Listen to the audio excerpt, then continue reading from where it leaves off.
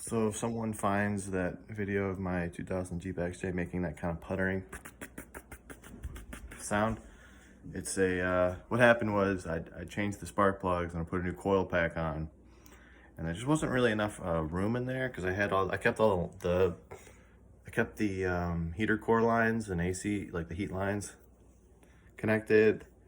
And what I should have done is taken everything off, so I had more room and I could see each cylinder. But I think it was either the second or the fourth cylinder I didn't put on all the way. I didn't tighten the spark plug all the way down like I thought I had.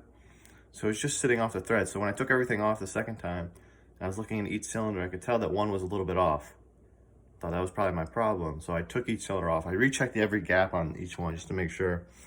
And then I think the threads in that were just slightly worn down because I had a hard time getting it. It felt like I got it again, but I kept kind of spinning it in till I think it caught the thread, and it seemed to have tightened it down.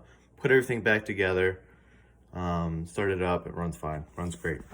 So if you're searching for the sound of your XJ, if you recently put spark plugs on, double check that you did it right.